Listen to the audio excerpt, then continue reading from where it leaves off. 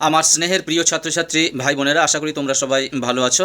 আজকের তোমরা যারা ক্লাস 11-এ পড়ছো এবং তোমাদের যাদের ফিলোজফি অর্থাৎ দর্শন সাবজেক্টটি রয়েছে, এই দর্শন সাবজেক্টের যে তোমাদের ষষ্ঠ অধ্যায় রয়েছে, এই ষষ্ঠ অধ্যায় থেকে কয়েকটি মাত্র গুরুত্বপূর্ণ প্রশ্ন উত্তর তোমাদেরকে দিয়ে দিলাম। এগুলি তোমরা দেখো এবং এই চ্যাপ্টারটি খুবই ছোট চ্যাপ্টার, মাত্র কয়েকটি প্রশ্ন, 18-19টি প্রশ্ন। এবং চলো আমরা মূল ভিডিওতে চলে যাই। তার আগে বলি, তোমরা যারা চ্যানেলে নতুন আছো অবশ্যই তোমরা চ্যানেলটি সাবস্ক্রাইব করে নাও এবং বন্ধুদেরকে শেয়ার করো। চলো আমরা মূল বিষয়টা, ষষ্ঠ অধ্যায়ের মূল বিষয়টা একটু বুঝে নিয়ে কয়েকটি প্রশ্ন উত্তর আমরা জেনে নিই। বন্ধুরা, আমরা এসেছি এই ষষ্ঠ অধ্যায়ে। ষষ্ঠ অধ্যায়টি হলো তোমাদের যে নির্বিকল্পক ও সবিকল্পক প্রত্যক্ষের পার্থক্য, নির্বিকল্পক এবং সবিকল্পক। এখানে একটু বোঝার রয়েছে বিকল্প। আমরা জানি যে বিকল্প কথাটার অর্থটা কি। বিকল্প কথাটার অর্থ একরকম বলা যায়, যে সহজ কথায় বিকল্প কথার অর্থ হলো বিশেষণ বলতে আমরা কি বুঝি? বিশেষণ বলতে আমরা দর্শনেতে বুঝি যে নাম, জাতি, গুণ এবং ক্রিয়া। কোনো একটা বস্তুর তার নাম থাকবে, সেটা কোন প্রজাতির সেটা জাতি থাকবে, এবং তার গুণ তো অবশ্যই থাকবে, এবং সেই জিনিসটা আমাদের কি কাজে লাগছে কি না, ক্রিয়া করে অর্থাৎ কি কাজ করে, এটাকেই বলা হচ্ছে বিকল্প। আর ন্যায় দর্শনের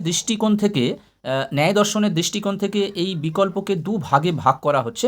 একটা হলো নির্বিকল্পক প্রত্যক্ষ, আরেকটি হচ্ছে সবিকল্পক প্রত্যক্ষ।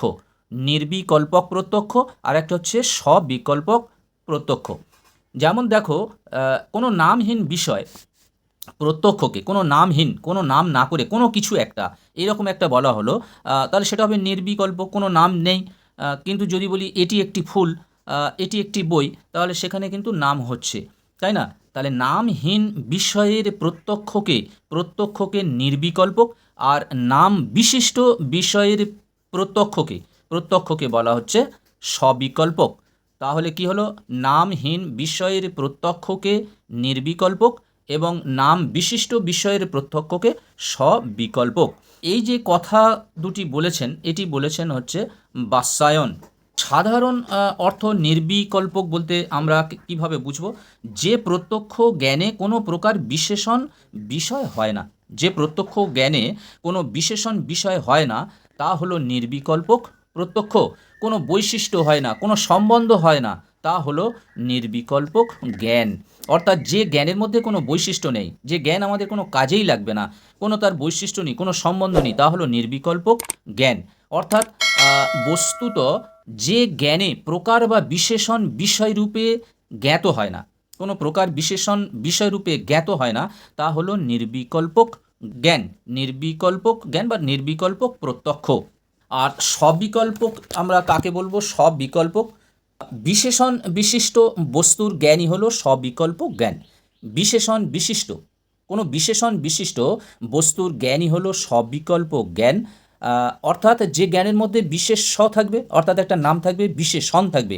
যেমন রাম ভালো ছেলে, রামের যে বিশেষণ রয়েছে ভালো কথাটা, তা এইরকম বিশেষ্য থাকবে, বিশেষণ, এবং তাদের সম্বন্ধ বিষয় হয়, তাই হলো সবিকল্পক জ্ঞান।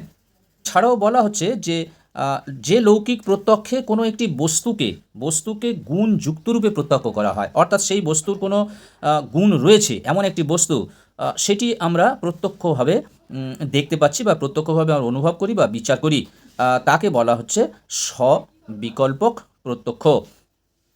চলো এবার আমরা প্রশ্ন উত্তরে চলে যাই। একের দাগের প্রশ্ন যে রয়েছে দেখতে পাচ্ছ, যে প্রত্যক্ষ জ্ঞানে কোনো প্রকার বা বিশেষণ বিষয় হয় না, তা হলো নির্বিকল্পক প্রত্যক্ষ। যে প্রত্যক্ষে বিশেষণ ভাব সম্বন্ধে জানা যায় না, তা হলো নির্বিকল্পক প্রত্যক্ষ। তা নির্বিকল্পক প্রত্যক্ষ দুরকমভাবে এখানে বলা রয়েছে। প্রত্যক্ষের প্রাথমিক স্তর হলো নির্বিকল্পক প্রত্যক্ষ, কোনো প্রত্যক্ষের প্রাথমিক স্তরটা হলো নির্বিকল্পক। আচ্ছা, অব্যপদেশ্যাম কথার অর্থ হলো ভাষায় প্রকাশযোগ্য নয়।